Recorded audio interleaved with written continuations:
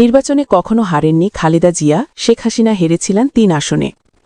১৯৮১ সালে স্বামী রাষ্ট্রপতি জিয়াউর রহমানের মৃত্যুর পর দলের হাল ধরে বিএনপিকে সরকারে আনেন গৃহবধূ খালেদা জিয়া। শুধু তাই নয়, দেশের প্রথম এবং ইসলামী বিশ্বের দ্বিতীয় নারী প্রধানমন্ত্রী হিসেবে বয়ে এনেছিলেন সম্মান। স্বৈরশাসক হুসেইন মুহাম্মদ এরশাদের পতন ঘটিয়ে গণতান্ত্রিক যাত্রায় দেশকে উত্তরণের অগ্রণী ভূমিকায় যার নেতৃত্ব বিরোধীদের মুখেও হয়ে ওঠে অনন্য। দীর্ঘ আন্দোলন সংগ্রামের মধ্যে স্বৈরশাসকের পতনের পর ১৯৯১ সালে প্রথমবার নির্বাচনে অংশ নিয়ে পাঁচটি আসনেই জয়লাভ করেন। এরপর যতবার ভোটের লড়াইয়ে নেমেছেন, কখনো হারেননি। রাজনৈতিক জীবনে ৫টি সংসদ নির্বাচনে মোট ২৩টি আসনে প্রতিদ্বন্দ্বিতা করে ২৩টিতেই পেয়েছেন জয়। অন্যদিকে দেশের রাজনীতিতে আরেক গুরুত্বপূর্ণ ব্যক্তি হিসেবে নিজের অবস্থান পোকাপোক্ত করে নিয়েছিলেন আওয়ামী লীগের সভাপতি শেখ হাসিনা। পিতা শেখ মুজিবুর রহমানের মৃত্যুর পর ১৯৮১ সালে দলটির নেতৃত্ব পেয়ে দেশে ফেরেন ১৭ মে। এরশাদ বিরোধী আন্দোলনেও তিনি গুরুত্বপূর্ণ ভূমিকা রাখেন। অংশ নেন ৭টি জাতীয় সংসদ নির্বাচনে। এতে মোট ১৯টি আসনে প্রতিদ্বন্দ্বিতা করেন। এর মধ্যে হেরে যান ৩টি আসনে। নির্বাচন কমিশনের পরিসংখ্যান থেকে এসব তথ্য পাওয়া গেছে। ইসি থেকে প্রাপ্ত তথ্য মতে ১৯৯১ সালের ৪ এপ্রিলের নির্বাচনে বেগম খালেদা জিয়া ৫টি আসনে প্রতিদ্বন্দ্বিতা করেন। বিএনপি ওই নির্বাচনে ১৪০টি আসনে জয়লাভ করে। এতে বেগম জিয়া একাই বগুড়া ৭, ঢাকা ৫, ঢাকা ৯, ফেনী ১ ও চট্টগ্রাম ৮ মোট ৫টি আসনে জয়লাভ করেন। পঞ্চম জাতীয় সংসদের ওই নির্বাচনে বাংলাদেশ আওয়ামী লীগের সভাপতি শেখ হাসিনা ৩টি আসনে প্রতিদ্বন্দ্বিতা করে একটি আসনে জয়লাভ করেন। ওই নির্বাচনে ঢাকা ৭ ও ঢাকা ১০ নির্বাচনে প্রতিদ্বন্দ্বিতায় জয়ী হতে না পারলেও গোপালগঞ্জ ৩ আসন থেকে জয়লাভ করেন তিনি। ১৯৯৬ সালের ১৫ ফেব্রুয়ারির ষষ্ঠ জাতীয় সংসদ নির্বাচনে ফেনী ১ ও ২, বগুড়া ৭, সিরাজগঞ্জ ২ ও রাজশাহী ২ আসন থেকে নির্বাচন করে ৫টি আসনেই জয়লাভ করেন খালেদা জিয়া। ওই নির্বাচন আওয়ামী লীগ বর্জন করে। তবে ওই সংসদে নির্দলীয় তত্ত্বাবধায়ক সরকারের বিল পাশ করার পর সংসদ ভেঙে দিয়ে পুনরায় নির্বাচন দেন বেগম জিয়া।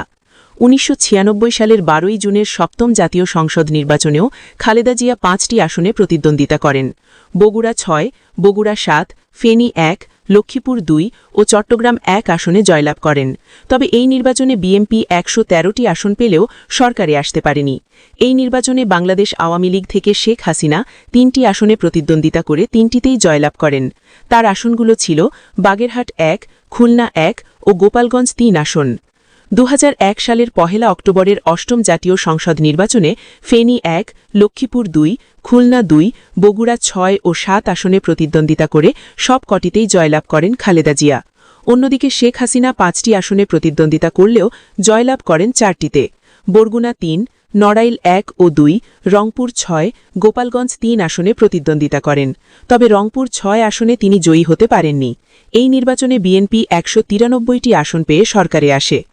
২০০৮ সালের ২৯ ডিসেম্বরের নবম জাতীয় সংসদ নির্বাচনে বিএনপি সরকার গঠন করতে না পারলেও বেগম জিয়া বগুড়া ৬ ও ৭, ফেনী ১ আসনে নির্বাচন করে ৩টিতেই জয়লাভ করেন। ওই নির্বাচনে শেখ হাসিনাও গোপালগঞ্জ ৩, বাগেরহাট ১ ও রংপুর ৬ আসন থেকে নির্বাচন করে জয়লাভ করেন। ওই নির্বাচনে বিএনপি ৩০টি আসন পেয়েছিল।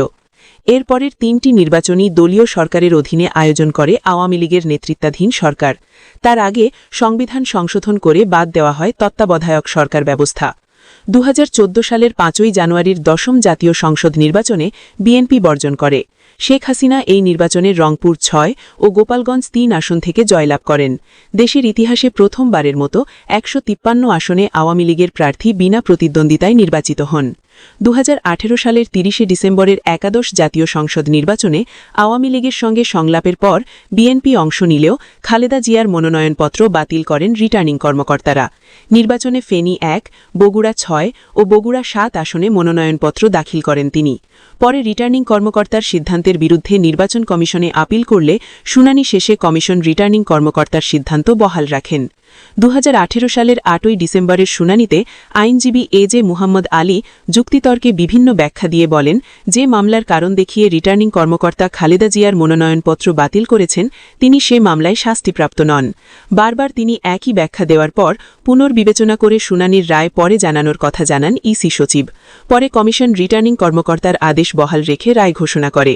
নির্বাচনে শেখ হাসিনা গোপালগঞ্জ ৩ আসন থেকে জয়লাভ করেন। রাতের ভোটে খ্যাতি পাওয়া এই নির্বাচনে বিএনপি মাত্র ৭টি আসন পায়। ফের ক্ষমতায় যায় আওয়ামী লীগ। পরে ২০২৪ সালের দ্বাদশ জাতীয় সংসদ নির্বাচনেও বিএনপি বর্জন করে। এই নির্বাচনে শেখ হাসিনা গোপালগঞ্জ ৩ ও রংপুর ৬ আসন থেকে নির্বাচন করে জয়লাভ করেন। প্রতিযোগিতামূলক নির্বাচন দেখাতে নিজেদের প্রার্থীদেরই আওয়ামী লীগ থেকে নির্বাচনে দাঁড় দেওয়ায় এই নির্বাচনকে ডামি ভোট বলে খ্যাতি পায়। এতে আবারও ক্ষমতার মসনদে বসে আওয়ামী লীগ। তবে ওই সংসদের ১ বছরও পার হয়নি, জুলাই আন্দোলনের মুখে দেশ ছেড়ে পালিয়ে গিয়ে ভারতে আশ্রয় নেন শেখ হাসিনা ও তার দলের এমপি মন্ত্রীরা। পরে সংসদ ভেঙে দেন রাষ্ট্রপতি। গঠিত হয় অন্তর্বর্তী সরকার। শান্তিতে নোবেলজয়ী ড মোহাম্মদ ইউনুসের নেতৃত্বাধীন অন্তর্বর্তী সরকারের অধীনে ২০২৬ সালের ১২ ফেব্রুয়ারি অনুষ্ঠিত হবার ত্রয়োদশ জাতীয় সংসদ নির্বাচনে অংশ নিতে গত ২৯ ডিসেম্বর ৩টি আসনে খালেদা জিয়ার মনোনয়নপত্র দাখিল করা হয়। কিন্তু পরদিন ভোর ৬টায় মারা যান খালেদা জিয়া। এর মধ্য দিয়ে বারবার নির্বাচিত দেশের ইতিহাসে প্রথম নারী প্রধানমন্ত্রীর আপোষহীন রাজনৈতিক আখ্যানের পরিসমাপ্তি ঘটে।